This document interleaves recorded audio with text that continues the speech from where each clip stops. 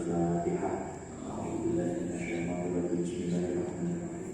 Alhamdulillahirabbil alamin. Arrahmanirrahim. Maliki yaumiddin. Iyyaka na'budu wa iyyaka nasta'in. Ihdinas siratal mustaqim. Shiratal ladzina an'amta 'alaihim ghairil maghdubi 'alaihim waladdallin. Bismillahirrahmanirrahim. Pada malam ini kita akan membahas tentang hal-hal yang dapat membatalkan sholat. Jadi kemarin kan ada pertanyaan di mana ada ketika ada seseorang yang sedang istilah gerak sakit, dan sakitnya itu penyakit tua, dalam artian untuk menuju kesembuhan, untuk menuju sehat itu amat sangat susah sekali. Bisa dalam artian dimiliki sakitnya kok mau sakit teman, maka ketika sholat ini apa yang harus dia lakukan? Bolehkah dia sholat lihurmatil waktu, dan ketika boleh nanti apa konsekuensinya? Atau malah justru nggak usah lihurmatil waktu aja nggak apa-apa? Bagaimana nanti konsekuensinya?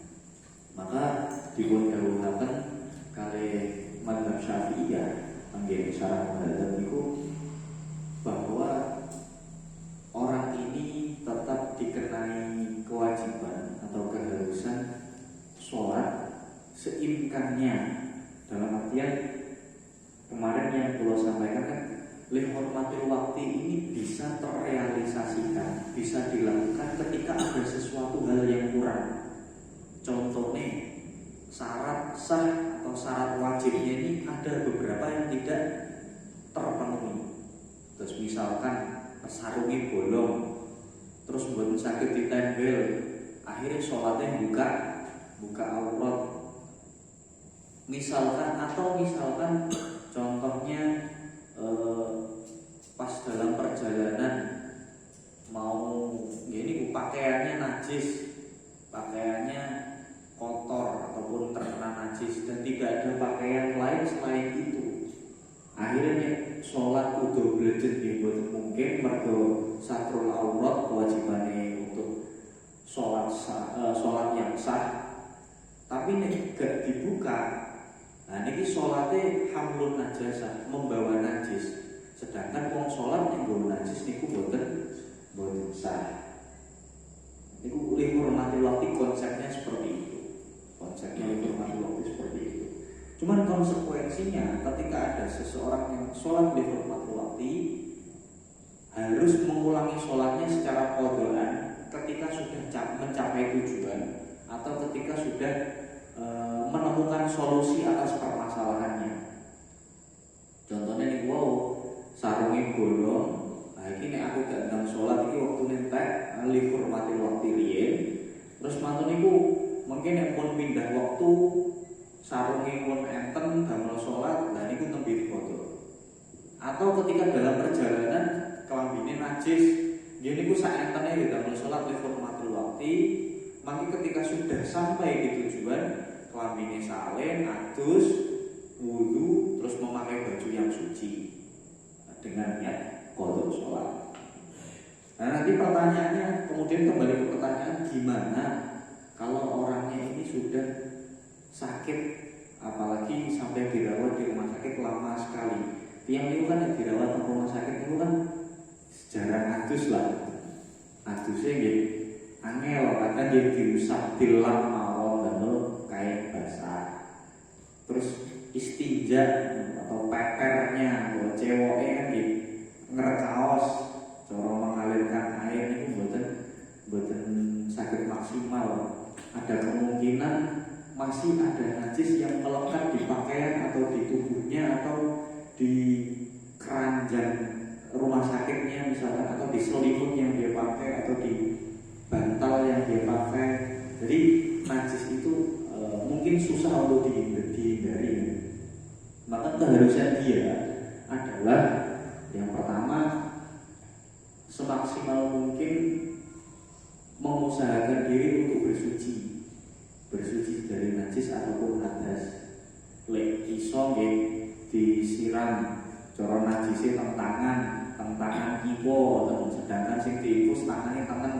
Dan ini najisnya dicari, dialiri air atau bagaimana cara menghilangkan najis yang sesuai dengan tata cara syariat. Dihilangkan dulu najisnya baru wudu.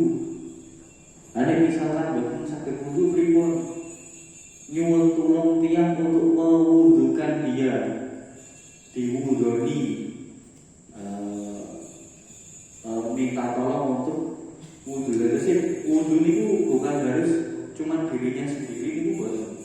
Ada kalanya wudu itu diwudoni wong liya, diwudoni tiang itu. Misalkan barangnya dibiyangi niat ingsun wudune wong iki. Jadi diwudukan oleh orang lain. Setelah itu dia sholat sebagaimana imkannya. Nek saged lenggah ya lenggah, nek saged namung gletak mawon, ataupun gletak itu boten kiat. Dalam artian kepalanya tidak boleh terlalu lebih tinggi dari badannya. Kepalanya harus sejajar dengan badannya misalkan. Dan itu akhirnya sholatnya kan sakitnya namung isyarah dengan kedipan mata. Dan itu sholat seimkannya. Nah nanti kalau misalkan ada beberapa syarat yang tidak terpenuhi, contohnya kados niku wau, hadas atau najisnya susah untuk dihilangkan, ngerkaos, estu ngerkaos, maka ada dua qaul. Qaul yang pertama Imam Madzhab Syafi'iyah ya wis di sholati li hurmatil waqti. Sholatnya di hurmatil waqti, seimkannya mau sholat di hurmatil waqti. Setiap orang yang sakit pasti ada punya potensi untuk sembuh. Lah nanti kok dilalah dengan tangan sakit belum sampai sembuh, dia meninggal, maka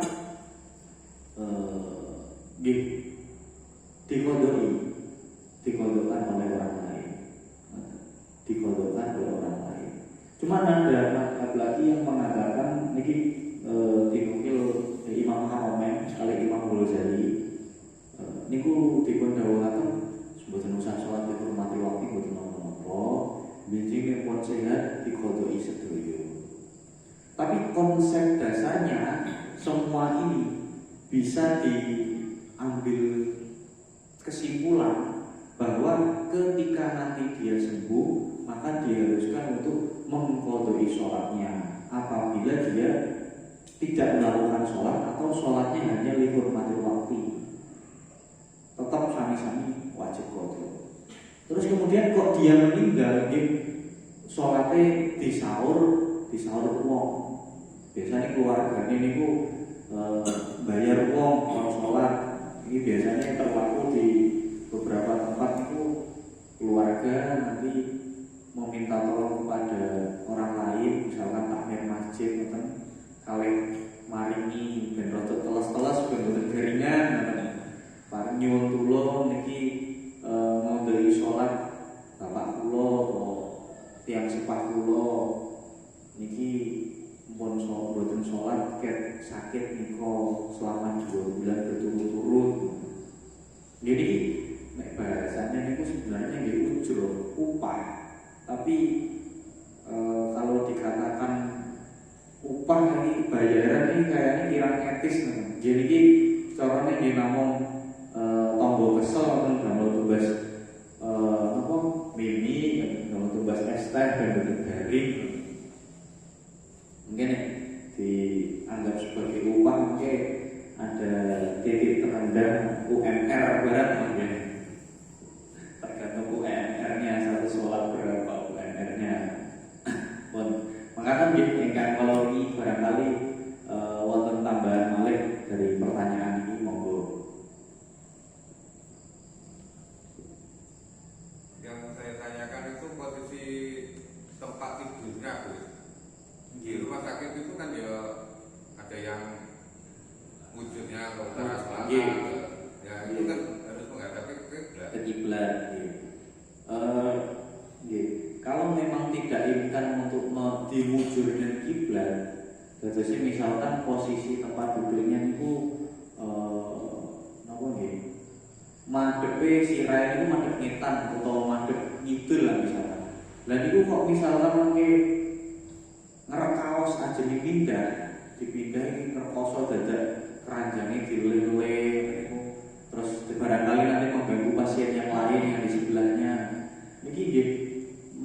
madhab seperti itu bisa dihormati waktu atau bisa dikodok saja seimkannya, karena salah satu syarat sahnya sholat kan harus istiqbal kiblat, menghadap ke kiblat. Beda lagi kasusnya ketika orang tidak tahu, lagi aku nggak ngerti kiblatnya arahnya di, makanya sholat dikodri sholat dengan kadar kira-kira dia menghadap, aku madhep rene wis yakin madhep kiblat meskipun madhepnya kidul, tapi dia tidak tahunya ini madhepnya madhep kiblat. Dan ini mungkin pun beda malih kasusnya seperti itu. Dia tahu bahwa arahnya itu ke sana, tapi dia tidak bisa menunaikan hal itu. Makanya ada kewajiban yang tidak terpenuhi, Pak. Kolnya seperti itu. Makanya barangkali wonten ingkang litu saderengipun kawula lajengaken.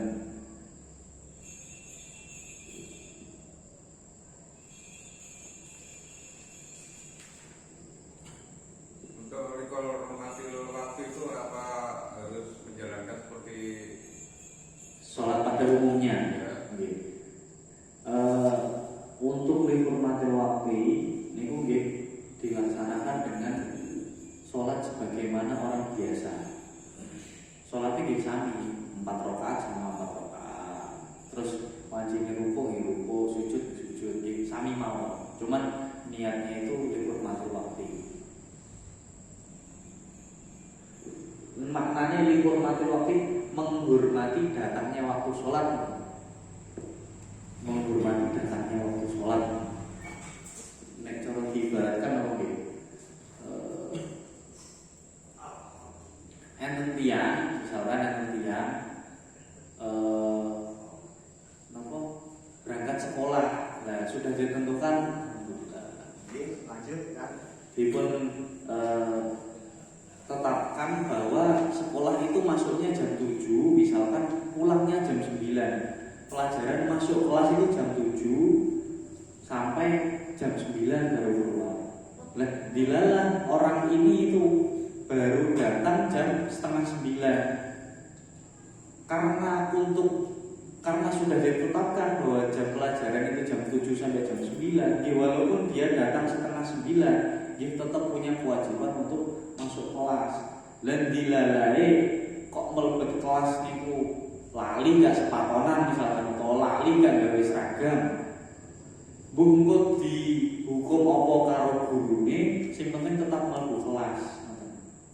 Dan dilalah Gusti Allah nggih rahmati ngoten, ya wis salat saingkanmu, lakukanlah semampumu saja, nanti disaur.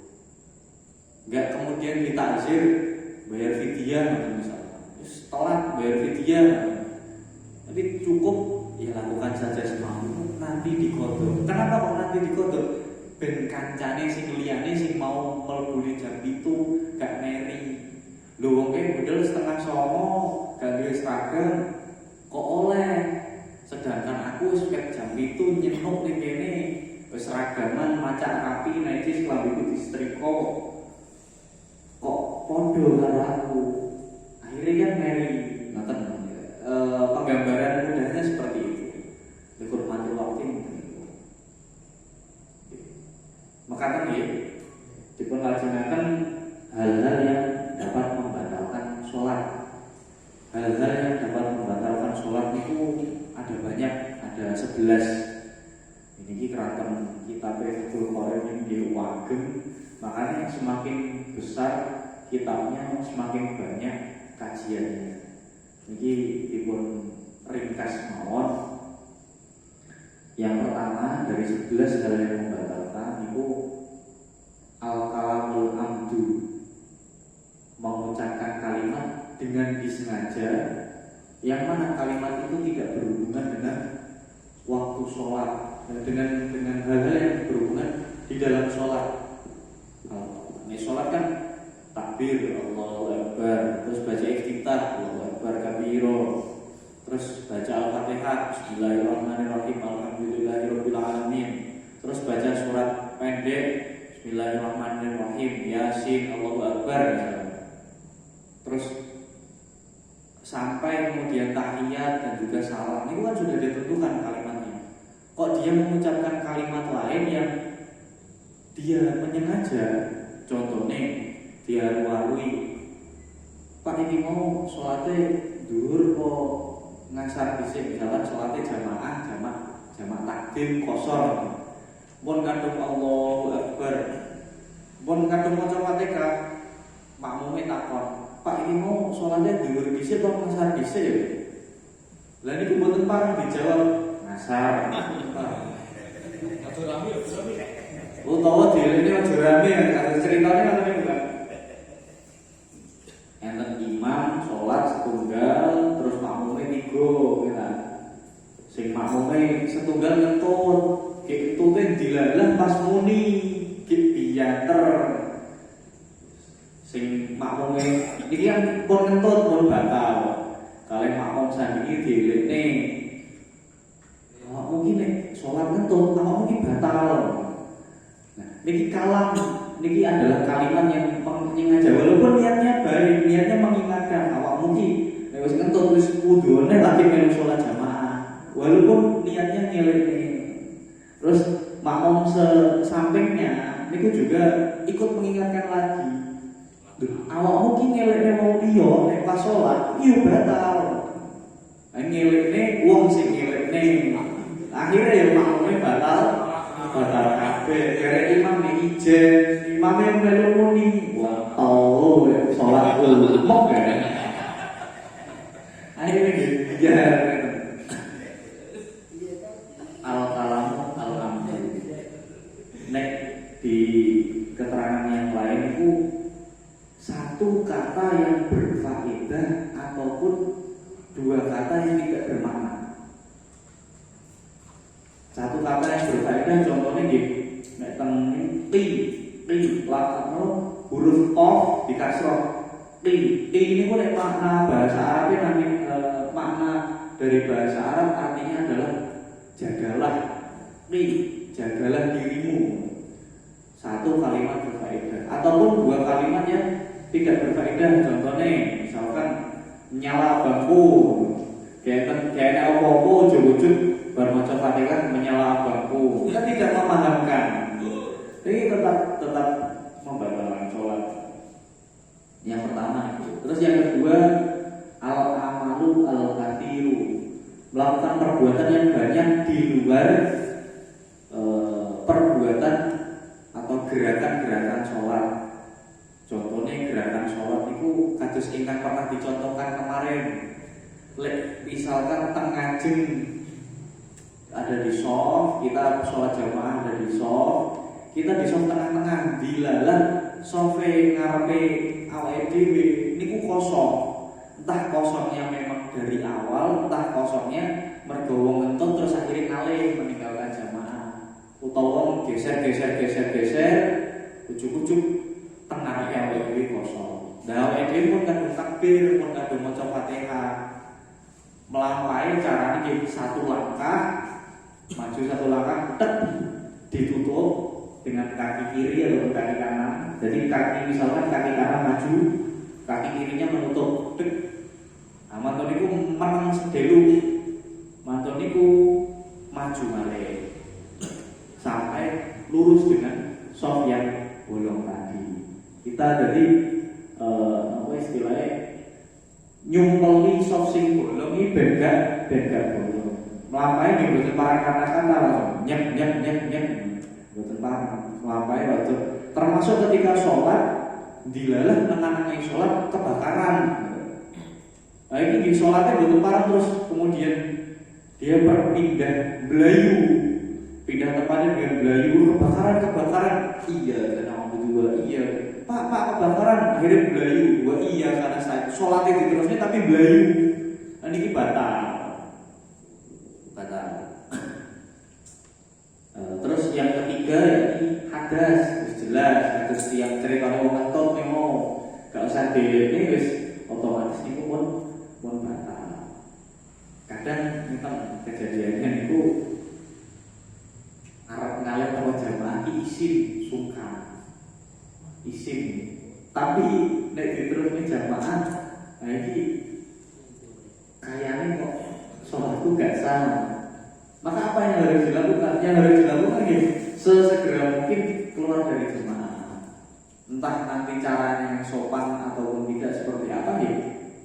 Yang penting keluar dari jemaah. Karena ketika tidak keluar dari jemaah, tidak keluar dari jemaah, satu akan mengganggu konsentrasi jemaah yang lain. Dua, melakukan penistaan karena sholatnya etok-etok. Coro awake dhewe, misalnya ada orang yang keluar dari jamaah, harusnya orang-orang lain lah yang maklum kepada kita, karena ya orang ini keluar dari jamaah, pasti orang ini sedang hadas, pasti orang ini sedang habis kentut atau enggak hanya kentut, mungkin orang ini keluar untuk karena sholatnya batal lah misalnya. Harusnya orang-orang lain yang maklum, bukan kok malah wong sholat kok kentutan. Betul cocok. Hadas. Terus yang nomor 4, hudusun najasah. Anyar tekone najis. Contohnya sholat, mantun sholat, keceblokan telek cecak. Terus mantun ibu mboten kang dile. Akhirnya sholat bawa najis. Nah ini sing damel batal sholat. Nah misalkan keceblokan najis kok dan dibuang dalam keterangan ini dan dibuang sesegera mungkin, bar jeblok langsung dibuang dan tak mriki mboten enten tipake, mboten enten bekasnya. Nah niku sholatnya saged dilanjutkan. Kuwi nek wis tapi turun telek cecak jeblok kan yo meskipun diselotke kan mangga enten bekasnya telas-telas sithik ngono. Lah niku nggih termasuk najasah. Terus kemudian yang nomor 5, inkishaful aurat, terbukanya aurat. Niki nggih sami kados najis khusus najasah niku. Aurat buka nek gak dibalekne sesegera mungkin batal.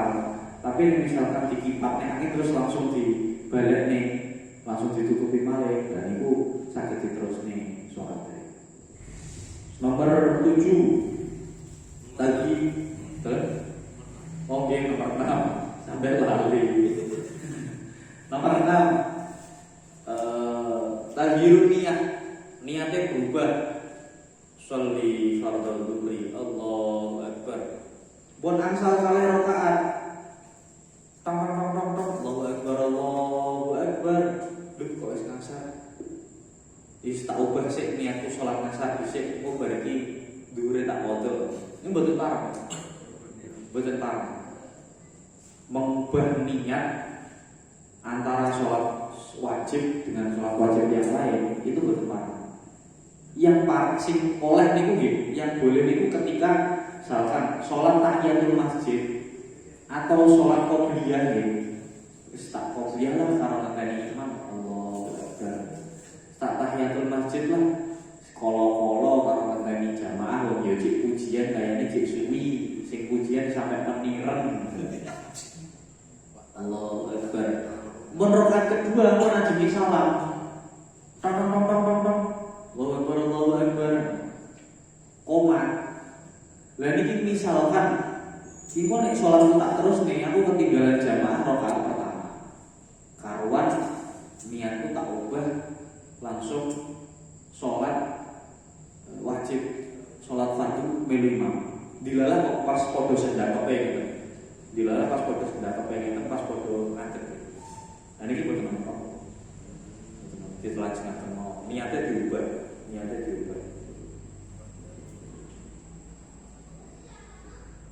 Atau misalkan yang sering terlaku itu yang sering terjadi beberapa kasus persoalan itu wis rakaat akhir terus tahiyat baik iku nek aku gak mulai sendalku iso ilang iki soalnya bariki tak batalne salate aku niat yang seperti ini sudah bisa membatalkan sholat. Engkau aku bersolat kira-kira arep ngene. Niki tarhibuniyah juga tercakup seperti itu.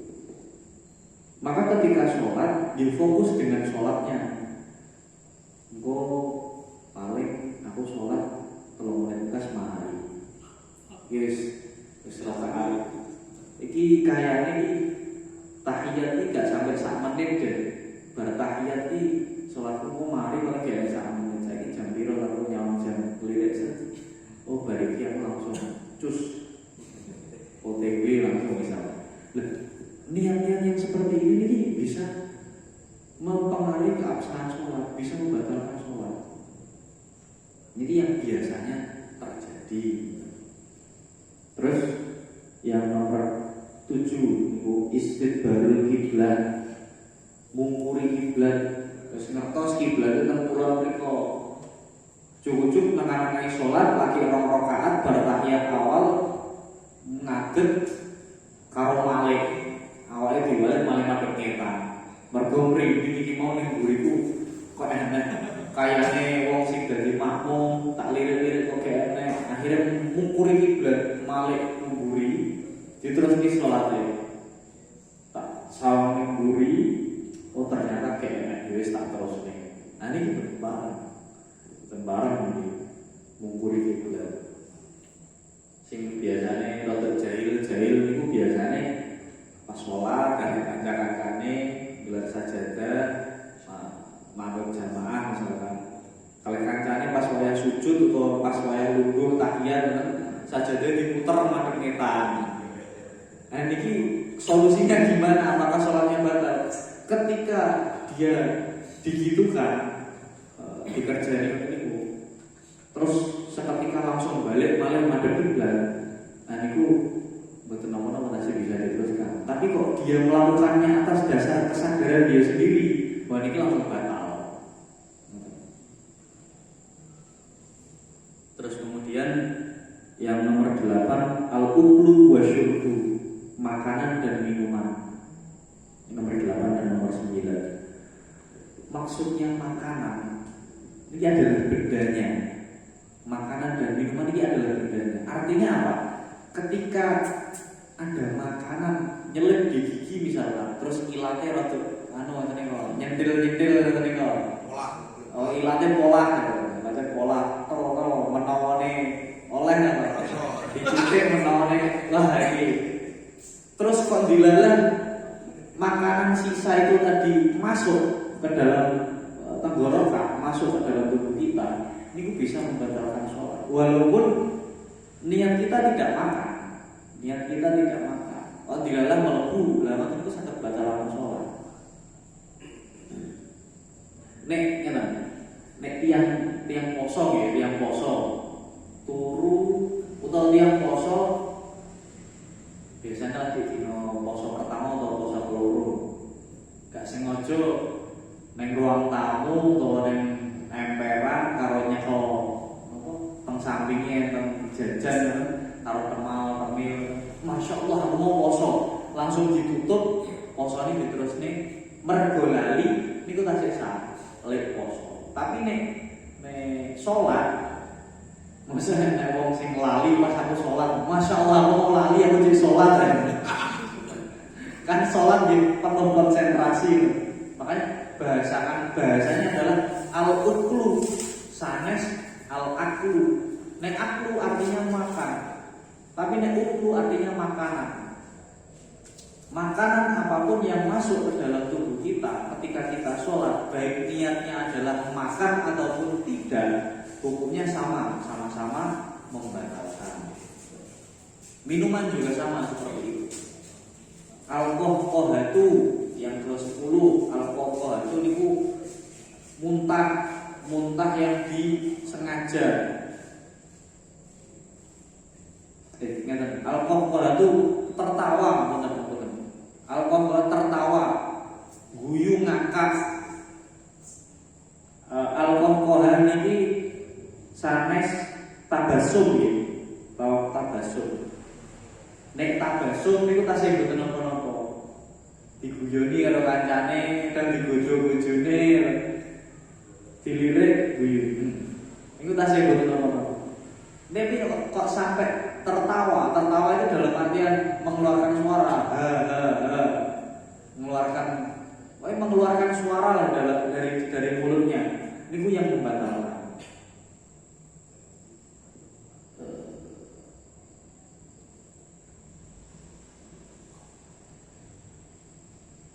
Ngeten, iki wonten hadise bahwa Rasulullah Shallallahu Alaihi Wasallam niku marrobi Mikailu fadohika li fatabassamtu lahu. Suatu ketika malaikat Mikail niku lewat bertemu dengan saya dalam keadaan sholat, bertemu dengan Rasulullah dalam keadaan sholat. Kemudian ada suatu kejadian yang membuat Rasulullah itu tertawa, punya peluang untuk tertawa. Kemudian ketika Rasulullah melihat, Rasulullah tersenyum, bukan tertawa, tersenyum pada malaikat Mikail. Hanya tersenyum saja, melesungkan mulutnya. Terus yang terakhir adalah riddah ataupun murtad. Ini jelas ini menjeruni sholat kelingan. Ini debat filsafat, percaya pangeran apa ora niki murtad bisa membatalkan sholat di tengah-tengah sholat. Meskipun sholatnya pas di tahiyat akhir, ini bisa membatalkan sholat. Misalkan murtadnya sedelu, terus bar niku masuk Islam neh. Kados napa? Contohnya di dalam sholat rakaat pertama bersujud, mancik rakaat kedua meragukan atau menyekutukan Allah. Terus di rakaat ketiga yakin lagi pada adanya Allah. Mantap nanti kali Gusti Allah. Nah, ini bermurtad terus masuk Islam. Ini masih dalam satu rangkaian sholat. Ini tetap dikatakan sholatnya berkatan dari 11 hal yang membatalkan sholat. Barangkali wonten ingkang dipun lakoni saking para jamaah monggo. Masalah najis tadi, kalau seumpamanya nopo niku waktu sholat kita pilek terus sampai ingusnya netes, terus waktu sujud ketemu terus nopo niku batalkan nopo? Batalnya nopo betul, ingusnya betul.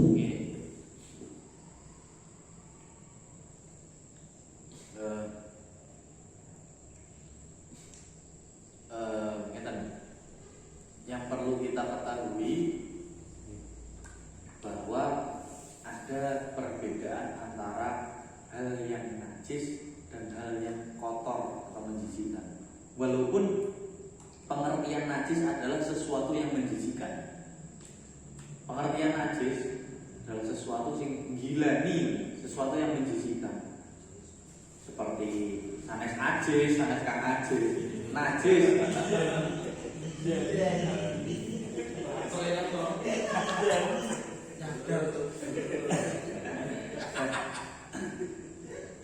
Seperti halnya pipis, ngapunten, urin, terus kemudian feses.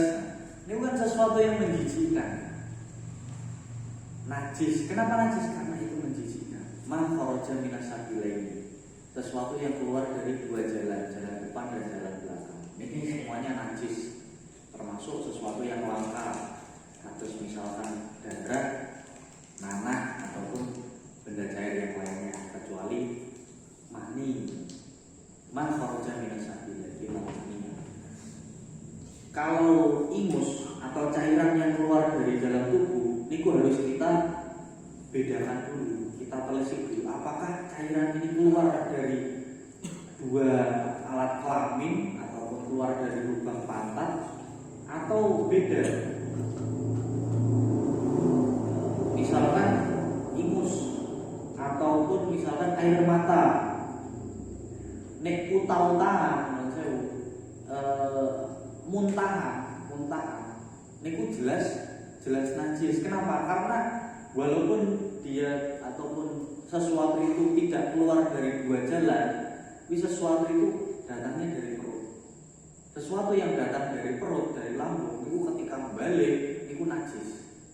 Ketika pun balik dimuntah nih lewat mulut, itu najis. Masuk najis. Balik ini gua gilani itu coba batasannya berikut atau batasannya adalah kising duwe yo gilani. Kan nek uta-utan kan meskipun iku uta-utane wonge dhewe awake dhewe kan yo panggen gilani nek cara nyawa. Tapi nek ingus kan atau air mata, kotoran kuping kan walaupun gilani menurut orang lain, kadang kan kita mencium itu sebagai sebuah yang kesempatan langka. Asin. Terus ketika ingus keluar terus kemudian kita sentuh, itu mboten membatalkan karena itu hanya benda yang kotor, rasanya yang najis, benda yang kotor.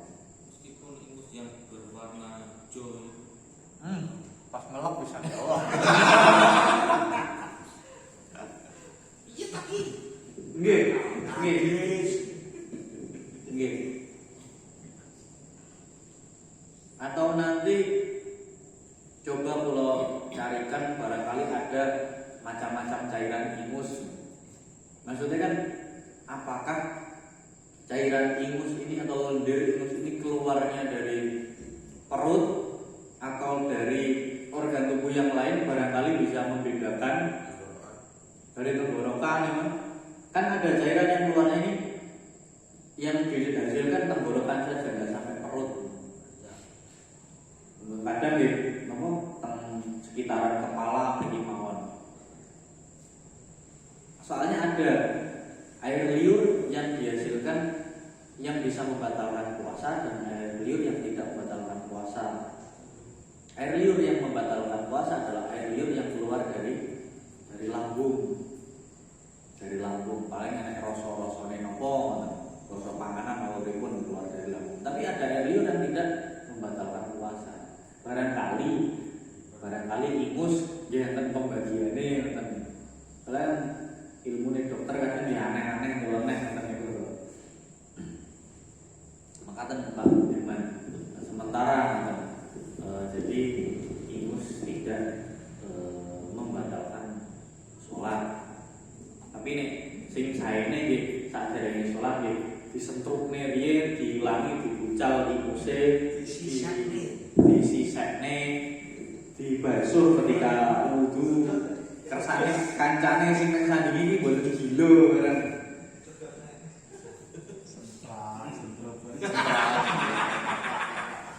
Kadang niku nek sing sentrap-sentrap niku mboten gila, isin karo kancane, lebih ke isin mboten lebih ke gila. Megel tapi nggih. Megel.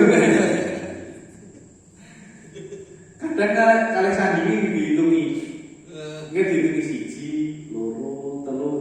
Nah, telur kan ada 1, 2, 3 dihitungi lah. Ya Allah. Monggo, barangkali yang nanti digunakan nggih beliau nang ngono. batuk yang ngekel itu saged membatalkan. Nyikil ngoten nggih. Kalau ibu. Kalau ini gua tahu biasanya. Nggih. Kalau batuk yang berdahak nih ya. Dahak ini kan dihasilkan oleh kelenjar yang ada di tenggorokan ya. Jadi dadosnya itu sanes hal yang bercampur dengan makanan yang ada di lambung. Makanya nih batuk nyikil ngoten niku nggih tidak termasuk hal yang membatalkan puasa. Membatalkan sholat. Bisa disamakan dengan tertawa. Oh, mboten. Kalau tertawa kan sesuatu yang apa nggih?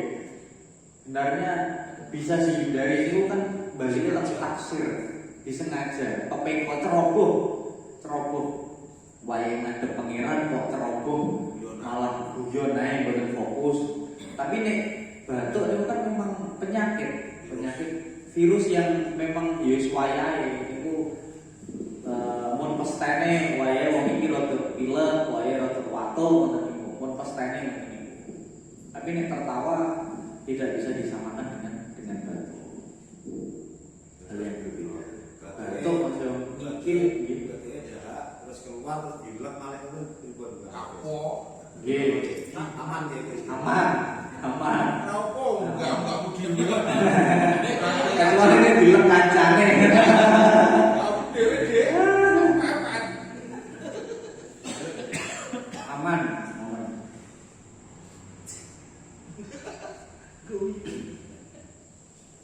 Saya Gus. Nggih, pripun Mas? Kadang kan pas nopo andep ngoten Gus. Glegen.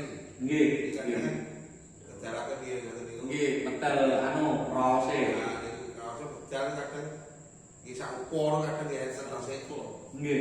Kita kene Nyayam itu. Nggih, biasanya. biasanya ngoten Gus. Nggih. Niku pripun niku? Nek Batalkan betul. Ojo sih toh. dirasane sing lagi dilek. Pas gelegean nyayami Nyayam. Ayame metu, sak mangkok metune. Nek yang gelegean atau bersendawa, ketika yang keluar adalah hawa, namun angin, kan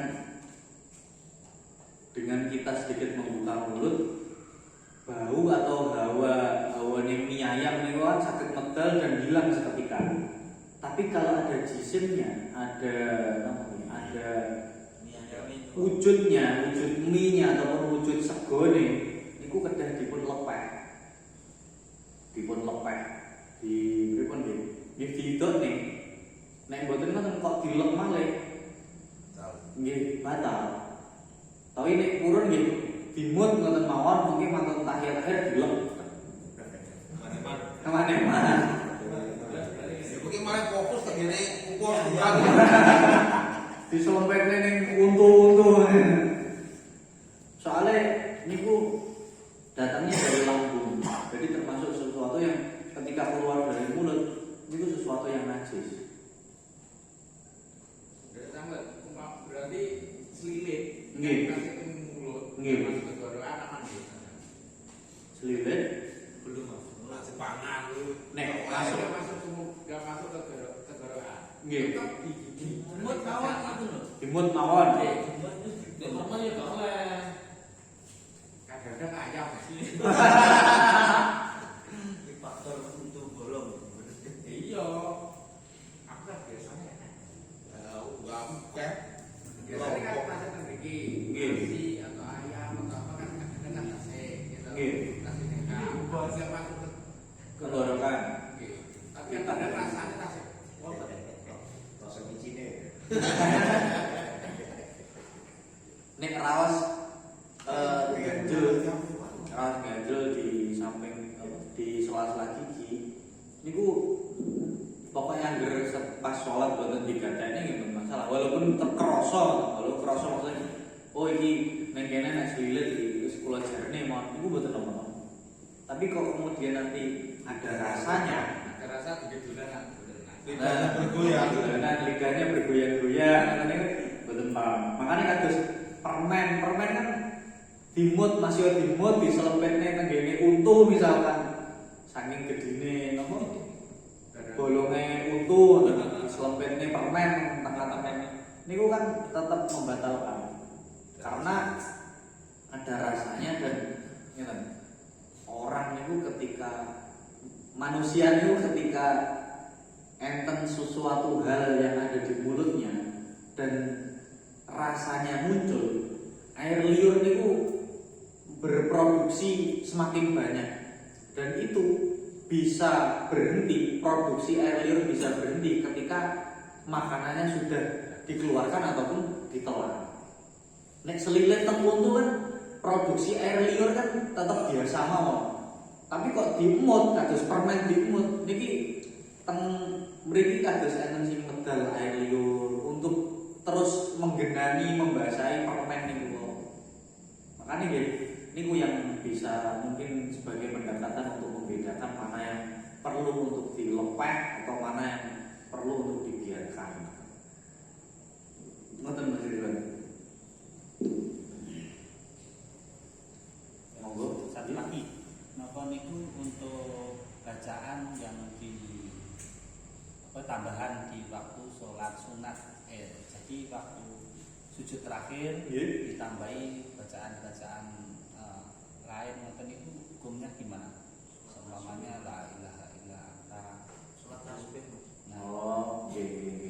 gimana Eh, hukumnya itu? apa gitu? Sebenarnya kan bacaan sholat itu kan dari awal sampai akhir sudah ditentukan syariat. Tuh. Tapi enten kados fadilah-fadilah, misalkan contoh kesunahan membaca iftitah, kesunahan membaca doa kunut. Doa kunut yang ditetapkan biasanya kita sedaya sering mirengaken Allahumma hdina fi man hadait. Wasal sampai apa wasallallahu alaihi Muhammadin nabiyil ummi wa ala alihi washabihi wa baraka wasallam sampai niku kan bacaan yang pernah dicontohkan. Tapi kemudian kok membaca bacaan lain yang selain itu pripun ya mboten napa-napa. Ibaratnya ngeten. Tapi nggih untuk dijabah napa mboten nggih wallahu a'lam, karena ibarat kata niki dalane kali Kanjeng Nabi pun siapne dalan tol. Dongane ngene karo ngene. Kok gawe donga liya? Ya mboten napa-napa. Yang penting hasil apa yang dituju dari doa kunut itu. Doa kunut kan yang penting athana wa doa, memuji dan juga meminta atau berdoa. Allahumma hdina, mungkin jenengan paringi petunjuk hidayah bagi kami. Dan kemudian di dalam doa kunut itu juga ada pujian atau ngelem athana, ngelem tanda pangeran. Ketika doanya diganti doa yang lain, monggo. Misal contoh, irhamna ya arhamar rahimin, irhamna mukimal pelasi sinten panjenengan ya arhamar rahimin, luwih welas-welase pira-pira zat kang welas. Kan itu ada doa dan juga ada pengharapan dan juga pujian kepada Allah. Itu paham? Yang penting ditaruh atau diletakkan di tempat yang semestinya. Terus enten malih fadilah biasanya sujud terakhir niku tempat diijabahnya, gampang diijabah ini dongane seorang hamba niku di sujud terakhir, di rakaat terakhir. Makanya sujudnya biasanya rada suwi. Wong-wong niku sing sujudnya rada suwi, jungkel sampai napa cara dongane kakean sirahe sampai cemut barang. Tapi yang baik adalah ketika sujud akhir, sujud yang terakhir itu ketika punya keinginan atau permohonan niku dibatin mau. Soalnya hal yang membatalkan takutnya niki melafatkan lafaz-lafaz yang di luar sholat. Kan yang membatalkan adalah melafatkan. Nek batin berarti gak apa-apa no. Melafatkan. Nek batin berarti gak apa-apa. Sholat batin. Oh iya dan ki mau aku ngentasi pemian mau burung. Aduh. Ki udan iki pemianku lagi dari telesnah batin tapi ini benar masalah. Tapi sholatnya tidak khusyuk. Sholatnya kurang afdol, ngoten mawon.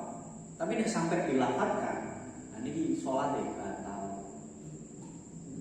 Sujud terakhir biasanya, ya Allah, kula nyuwun paringi garwa ingkang salehah, ngoten Mas Haji. Paringi yoga, solih-solihah. Niki dibatin mawon, ndonga entah basa Indonesia, basa Jawa, basa Cina, monggo dibatin. Tapi nggih ampun suwi-suwi. Sujude niku ampun suwi-suwi. Malah nambah rukun nek suwi-suwi niku mangke samare. Salate 4 menit, oleh 4 rakaat, tapi sing sujud terakhir 5 menit. Totale salat 9 menit. Lah niki malah nambah rukun kalian mangke. Sujude kesuwen. Nggih dicekap di batin mawon. Takutnya melafatkan sesuatu yang di luar kaidah rukun sholat. Kata Pak Firman. Terus nek dibatin monggo.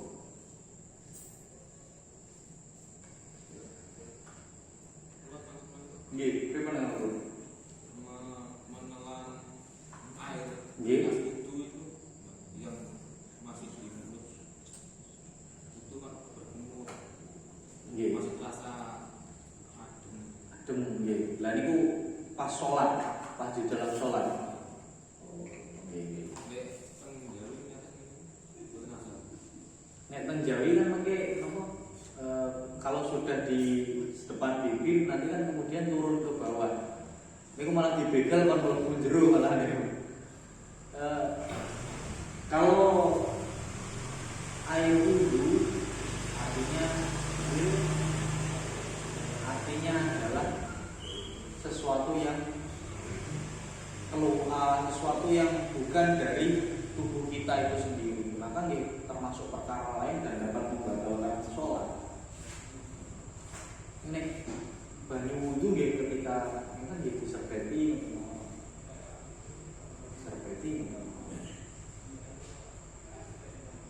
soalnya ada kemungkinan dapat membatalkan sholat. Kalau yang masih di dalam mulut tidak apa-apa. Kalau masih Di dalam di dalam mulut, itu sumur. nggih. Terus Oh, nggih, nggih. masih jelas. Nggih, pas berumur terus mangkel wudu kok panggangan jero iki krasa cek banyu-banyune wudu iki kaya apa? Ning ngentosi napa? Icale iki tadi. Ngerti icale nggih kamu. Nggih nek niku mboten masalah. Niku mboten masalah. Air wudu yang apa pas sisa-sisa berumur itu mboten masalah. Makaten ingkang saged kawula aturaken sementara PR-ipun niku wau cairan-cairan infus apakah ada klasifikasinya atau disamaratakan.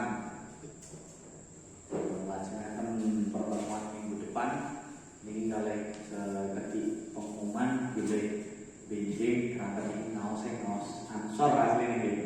Benjing kagem sedaya pengurus harian dan tim simpatisan PAC Kecamatan Mojokerto niki kasuwun derek raker ingkang manggenipun wonten griya kula dhateng Jalan Siti Inggil dan Puri Kademangan nomor 6 winginipun Akia Collection winginipun toko baju Akia Collection bijing ngantawis jam 8 WIB. Mekaten ingkang saged kawula aturaken kirana pun pangapunten sadèrèngipun dipun tutup monggo kita maos Al-Fatihah sedaya mugi sekedhik ilmu ingkang kula panjenengan sedaya angsali mugi estu dipun dadosaken ilmu ingkang manfaat. Alhamdulillah wa ala kulli sholihah bil ijabah wal qabul wa syafaati rasulullah Ibnu Ahmad Billahi Al-Fatihah.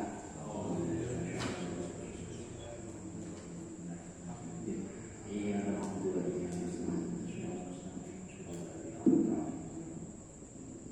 Makaten wallahu muwaffiq ila aqwamit thoriq. Assalamualaikum warahmatullahi wabarakatuh.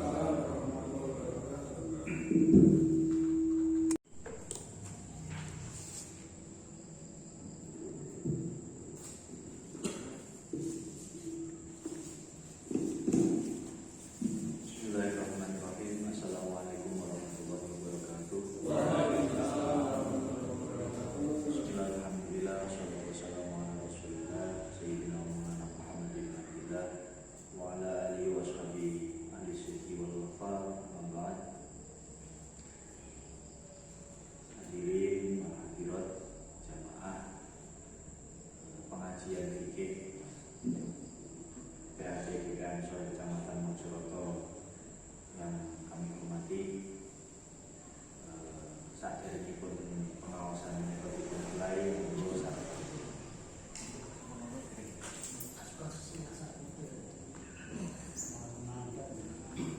monggo sareng-sareng kita wiwiti kanthi wawasan suratul Fatihah. Mugi-mugi ilmu ingkang kita asali estu dados ilmu ingkang manfaat barokah.